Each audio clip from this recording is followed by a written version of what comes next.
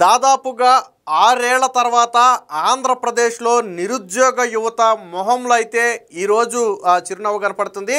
కేవలం నిరుద్యోగ యువత ముఖంలోనే కాదు, వారి కుటుంబాల ముఖంలో కూడా ఈరోజు వెలుగులు నింపారు. అంటే క్రెడిట్ మొత్తం కూడా కూటమి ప్రభుత్వానికి, ముఖ్యంగా విద్యాశాఖ మంత్రిగా ఉన్నటువంటి నారా లోకేష్ గారికే చెందుతుంది. ఎందుకంటే 16,347 భారీ పోస్టులతో మెగా డిఎస్సి తీయటం జరిగింది. ఇదే డిఎస్సి కోసం ఇదే లక్షలాది మంది నిరుద్యోగులు జగన్మోహన్ రెడ్డి 5 ఏళ్ల కాలంలో కళ్ళు కాయలు కాసేలాగా ఎదురు చూశారు. కళ్ళు కాయలు కాసేలాగా 5 ఏళ్ల పాటు ఈ రోజు వస్తుంది, రేపు వస్తుంది, ఈ రోజు వస్తుంది, రేపు వస్తుందని 5 ఏళ్ల పాటు చూసి చూసి చూసి విసుగు చెంది తర్వాత జగన్మోహన్ రెడ్డికి ఎన్నికల్లో ఎలా బుద్ధి చెప్పాలో అలా బుద్ధి చెప్పారు.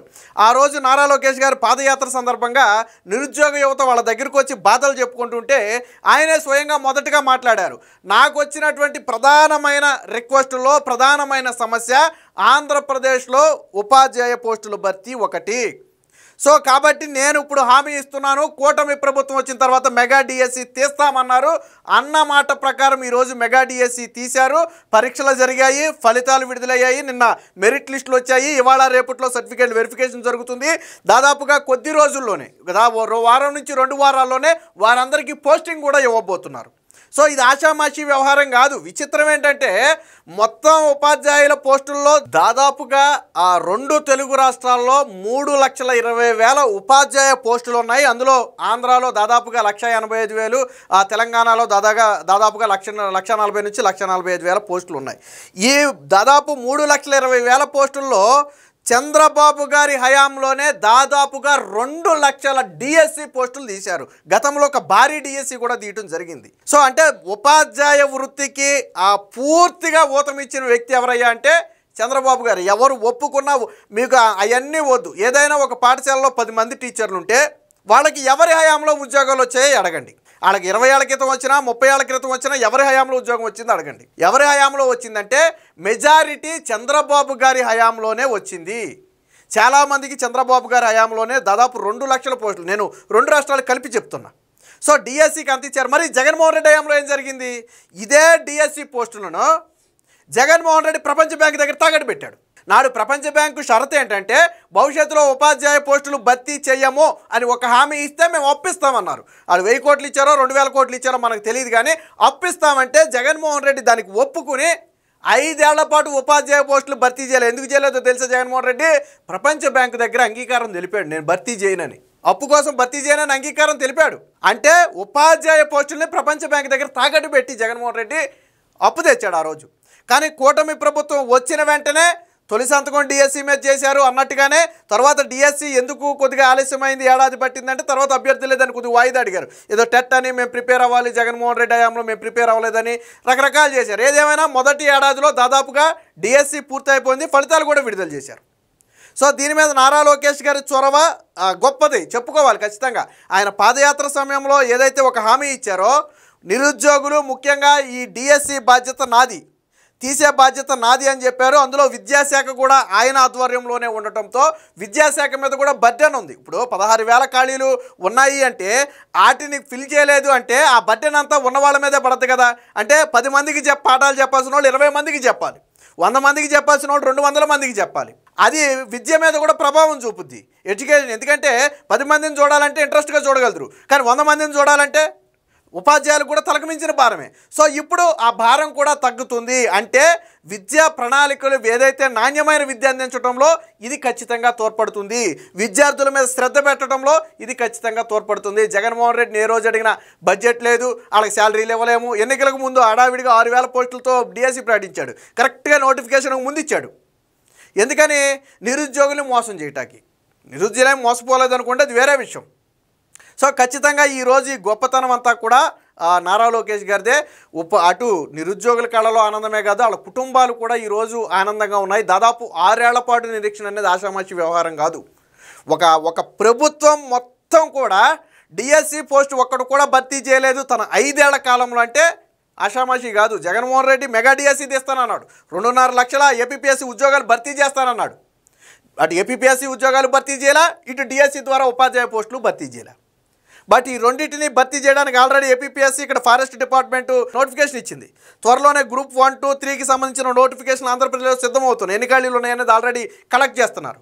సో త్వరలోనే ఆ నోటిఫికేషన్లు కూడా రాబోతున్నాయి. ఏపీపీఎస్సీ నోటిఫికేషన్లు కూడా రాబోతున్నాయి. ఖచ్చితంగా ఇది నిరుద్యోగులకి సుపరిణామం. ఇంకో మాట కూడా చెప్పారు లోకేష్. తాజాగా నిన్న మొన్న చెప్పాడు ఆయన ఏమని, ఇక నుంచి ప్రతి ఏటా డిఎస్సి అంటే ఎన్ని పోస్టులు మిగిలితే అన్ని పోస్టులతో ప్రతి ఏటా కూడా డిఎస్సి తీస్తామని చెప్పారు. ఇది అతిపెద్ద శుభవార్త. నిజంగా ఇది జరిగితే జగన్మోహన్ రెడ్డి ఏమన్నాడంటే ప్రతి ఏడాది ఉద్యోగ క్యాలెండర్ విడుదల చేస్తా అన్నాడు. 5 ఏళ్ల పాటు సాక్షి క్యాలెండర్ వచ్చింది తప్ప ఉద్యోగ క్యాలెండర్ రాలా. కానీ ఈరోజు నారా లోకేష్ గారు ఒక మాట చెప్పారు, ప్రతి ఏడాది ఎన్ని పోస్టులు ఉంటుంది, 100 ఉంటే 100, 1000 ఉంటే 1000, ఎన్ని పోస్టులు ఉంటే అన్ని పోస్టులతో ప్రతి ఏడాది భర్తీ చేస్తామని చెప్పారు. ఖచ్చితంగా ఇది నిరుద్యోగులకు శుభపరిణామం. ఈరోజు అంటే ఎంతమంది కుటుంబాల కళలో ఆనందం, ఎంతమంది దాదాపు ఒక ఇంట్లో 2-3 ఉద్యోగాలు కొట్టిన వాళ్ళు ఉన్నారు, అలాగే అన్నదమ్ములు ఉద్యోగాలు కొట్టిన వాళ్ళు ఉన్నారు, అక్క చెల్లెళ్ళు ఉద్యోగాలు కొట్టిన వాళ్ళు ఉన్నారు, భార్యాభర్తలు ఉద్యోగాలు కొట్టిన వాళ్ళు ఉన్నారు. సో ఈరోజు ఇంత హ్యాపీగా ఉన్నారు వాళ్ళు అంటే బికాస్ నారా లోకేష్ గారి చొరవ. వాస్తవానికి రాష్ట్ర పరిస్థితి ఆర్థికంగా ఎలా ఉందనేది మనందరికీ తెలుసు. జగన్మోహన్ రెడ్డి పదే అదే చెప్పాడు, ఉద్యోగులకు జీతాలు ఇవ్వడానికి ఇబ్బంది అవుతుందని. బట్ కూటమి వంకల చెప్పలా, ఇచ్చిన మాటకు కట్టుబడ్డారు. ఏది ఏమైనా తీయాలన్నారు. తీయటమే కాదు, ఫలితాలు నెల రోజుల్లో ఫలితాలు విడుదల చేసి మళ్ళీ నెల రోజులు గడవక ముందే పోస్టింగ్ ఇవ్వడానికి కూడా కూటమి ప్రభుత్వం సిద్ధమైంది. పైగా ఇంత భారీ మెగా డిఎస్సిని ఎటువంటి కాంట్రవర్సీ లేకుండా, ఎటువంటి కోర్టు ఇష్యూలు లేకుండా, ఎటువంటి ల్యాగు లేకుండా భర్తీ చేయడం అనేది చిన్న విషయం కాదు. చాలామంది అభ్యర్థులు కూడా నమ్మలా, ఇది కోర్టుల్లోకి వెళ్ళొద్దేమో, సాగదీస్తారేమో, ఏళ్ల తరబడి సాగుద్దేమో అనుకున్నారు. బట్ కూటమి ప్రభుత్వం పగడ్బందీగా చేసింది. సో దానికి ఆ నిదర్శనమే ఈరోజు నిరుద్యోగుల కళలో ఆనందం. దానికి సంబంధించిన వార్త కూడా వచ్చింది, ఒకసారి చూద్దాం. కుటుంబాల్లో కొలువుల జాతర, ఒకే ఇంట్లో 2-3కి టీచర్ పోస్టులు, భార్యాభర్తలు, అన్నదమ్ములు, అక్కా చెల్లెళ్ళు, ఇలా అనేక కుటుంబాలలో ఈరోజు సంతోషం అయితే వెలువరిచింది. దానికి సంబంధించిన కొన్ని ఉదాహరణలతో ఒక ఆర్టికల్ కూడా రావడం జరిగింది. ఇందులో విచిత్రం ఏంటంటే కొంతమంది బాగా కష్టపడిన వాళ్ళు ఒకేసారి 2, 3, 4 ఉద్యోగాలు కూడా సంపాదించారు. 4 పరీక్షలు రాసి 4గిట్లో కూడా ఉద్యోగాలు సంపాదించిన వాళ్ళు ఇందులో ఉన్నారు. సో ఇది ఆషామాషి వ్యవహారం కాదు ఇది. సో ఖచ్చితంగా మనం దాన్ని అభినందించాలి. సో ఇక్కడ చూడొచ్చు, సత్యసాయి జిల్లా హిందూపురం పట్టణానికి చెందినటువంటి హిందూపురం పట్టణంలో లక్ష్మీపురం కాలనీకి చెందినటువంటి విజయలక్ష్మి శ్యాము అలాగే సుందర్ నాయక్, వీళ్ళిద్దరూ అక్కా తమ్ముడు. సో వీళ్ళిద్దరూ కూడా ఈరోజు డిఎస్సిలో అయితే పోస్టులు అయితే సాధించడం జరిగింది. ఇలాగే అన్నాదమ్ములు, వీళ్ళు ఎక్కడంటే కర్నూలు జిల్లా పత్తికొండకి చెందిన అన్నాదమ్ములు ఇద్దరు కూడా ఒకళ్ళు స్కూల్ అసిస్టెంట్తో ర్యాంక్ సొంతం చేసుకుంటే మరొకరు ఎస్జిటిలో ర్యాంక్ సొంతం చేసుకున్నారు. సో ఒకరు నాగరాజు, మరొకరు సంపత్ కుమారు. సో వీళ్ళిద్దరూ అన్నాదమ్ములు. అలాగే ఒక రోజు కూలి పని చేసుకునే ఒక కూలీ కుమార్తె ఏకంగా ఒకేసారి 3 ర్యాంకులు డిఎస్సిలో 3 ర్యాంకులు సాధించింది. విశాఖ నగర పరిధిలోని పోతిన మల్లయ్యపాలెంకి చెందినటువంటి ఆర్ఎస్ కాలనీకి చెందినటువంటి రెడ్డి మహాలక్ష్మి అనే ఒక అమ్మాయి దాదాపుగా 3 ప్రభుత్వ ఉద్యోగాలకు సెలెక్ట్ అయింది. ఇది ఆషామాషి వ్యవహారం కాదంటే ఒక కూలి చేసుకునే వ్యక్తి కూతురు ఈరోజు ఉన్నత స్థాయికి వెళ్ళిందంటే ఖచ్చితంగా మనందరం ఆనందించాలి. సో ఎందుకంటే అసలు డిఎస్సి అనేది జరగబట్టే ఈరోజు మనం చెప్పుకునే వీళ్ళందరూ కూడా బయటకు వచ్చారు. అలాగే ఒకే కుటుంబంలో 4 టీచర్లు, అంటే 4 ఇప్పుడే రాలేదు. ఇప్పుడు ఒక అమ్మాయికి టీచర్ వచ్చింది, ఆల్రెడీ వాళ్ళ అమ్మ టీచరు, వాళ్ళ నాన్న టీచరు, వాళ్ళ అక్క టీచరు. సో 3 ఆల్రెడీ టీచింగ్ ఫీల్డ్లోనే ఉన్నారు. ఇప్పుడు తాజాగా ఈఎంఐకి కూడా టీచర్ అవడంతో ఆ కుటుంబంలో 4 టీచర్లుగా మారారు. ఇది ఎక్కడంటే తాడేపల్లిగూడానికి చెందినటువంటి వేణుమాధురి 2 ఉపాధ్యాయ పోస్టులకు ఎంపికైంది. ఆల్రెడీ స్కూల్ అసిస్టెంట్ ఎస్జిటి ఉద్యోగాలు సాధించింది. తండ్రి ఏమో ఆల్రెడీ స్కూల్ అసిస్టెంట్గా ఉన్నారు, తల్లేమో ప్రైమరీ స్కూల్ హెచ్ఎంగా ఉంది, అక్కేమో మున్సిపల్ స్కూల్ టీచర్గా ఉంది. సో ఇప్పుడు ఈ అమ్మాయి 2 పోస్టులు సాధించింది. కావాల్సిన దాంట్లో ఎన్నుకుంటుంది అనుకుంటే అది వేరే విషయం. సో ఒకేసారి 4 ఉద్యోగాలు ఎందాకే చెప్పా. ఇది పశ్చిమ గోదావరి జిల్లా కాళ్ళ మండలం పెదామిరానికి చెందినటువంటి వెంకటకృష్ణ అనే ఒక వ్యక్తి స్కూల్ అసిస్టెంటు మ్యాథ్స్, అలాగే టీజీటీ మ్యాథ్స్, పీజీటీ మ్యాథ్స్తో పాటు ప్రిన్సిపల్ పోస్టులు మొత్తం 4 పోస్టులకు కూడా సెలెక్ట్ అయ్యారు. సో ఇది కూడా అభినందించదగిన విషయం. ఇక ఇంకొక అమ్మాయి కూడా 4 పోస్టులు సాధించింది. ప్రకాశం జిల్లా కనిగిరి పట్టణానికి చెందిన కృష్ణారెడ్డి పద్మజాల కుమార్తె అయినటువంటి వెంకట హర్షిత. సో ఈ అమ్మాయి 4 పోస్టులు సాధించింది. అలాగే ఇక్కడ అక్కా చెల్లెళ్ళు 2 పోస్టులు సంపాదించారు. అందులో ఒకరైతే ఏకంగా 5 పోస్టులు కొట్టారు. సో ఇది ఎక్కడ జరిగిందంటే కడప జిల్లా పోరుమావిళ్ళ మండలం మహబూబ్ నగర్ కాలనీకి చెందినటువంటి ఆల్రెడీ ఉపాధ్యాయుడు ఖాదర్ బాషా కుమార్తెలు మెహతాజు, రష్మ వీళ్ళిద్దరూ కూడా డిఎస్సిలో అయితే పోస్టులు అయితే సాధించారు. అలాగే ఆల్రెడీ కానిస్టేబుల్గా పనిచేస్తున్నటువంటి ఒక వ్యక్తి కూడా ఈరోజు 4 డిఎస్సి పోస్టులు సాధించాడు.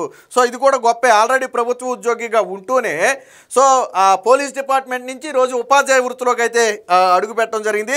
ఇది ఉమ్మడి చిత్తూరు జిల్లా మోహన్, పుత్తూరు పట్టణానికి చెందినటువంటి మోహన్ అనే వ్యక్తి ఆల్రెడీ ఈ కానిస్టేబుల్ పరీక్షలో 3వ ర్యాంక్ సాధించాడు. బట్ ఇప్పుడు తాజాగా డిఎస్సిలో కూడా ర్యాంక్ సాధించాడు. ఇక అక్కా చెల్లెళ్ళు నంద్యాల జిల్లా నందికొట్కూరు మండలానికి చెందిన రేచల, హరిత అనే ఇద్దరు అక్కా చెల్లెళ్ళు కూడా డిఎస్సిలో సత్తా చాటారు. ఇక్కడ భార్యాభర్తలు. సో భార్యాభర్తలు ఇద్దరు కూడా ఫిజిక్స్ టీచర్లుగా మొన్న జరిగినటువంటి డిఎస్సిలో ఫలితాల్లో అయితే ర్యాంకులు అయితే సాధించారు. అలాగే ఒకే ఇంట్లో 3 టీచర్లు. ఇదేమో కడప నగరానికి చెందింది, ఇది కూడా కడప జిల్లా కాశీనాయన మండలానికి చెందిన ఉప్పులూరు గ్రామానికి చెందింది పైది. సో అలాగే ఒకేసారి 3 ఉద్యోగాలు సాధించిన వాళ్ళు కూడా ఉన్నారు. ఇది శ్రీ సత్యసాయి జిల్లాకి చెందినటువంటి విషయం. సో అంటే ఓవరాల్గా స్టేట్ మొత్తం చూసుకుంటే ఒకే కుటుంబంలో 2-3 ఉద్యోగాలు సాధించారు. ఒక వ్యక్తే 3-4 ఉద్యోగాలు సాధించారు.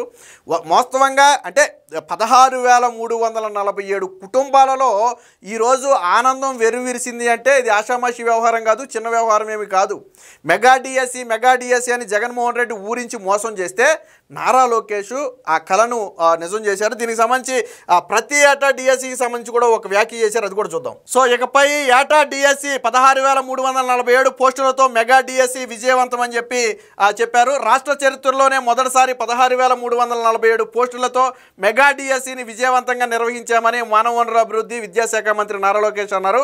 ఇక నుంచి ప్రతి సంవత్సరం డిఎస్సి ప్రకటించి ఎప్పటికప్పుడు ఖాళీలు భర్తీ చేస్తామని చెప్పి విద్యాశాఖతో జరిగినటువంటి సమీక్షలో నారా లోకేష్ గారు వెల్లడించారు. దీని వెనక ఉద్దేశం ఒకటి నిరుద్యోగ యువతకు ఎప్పుడూ వెయిట్ చేయాల్సిన అవసరం ఉండకూడదు.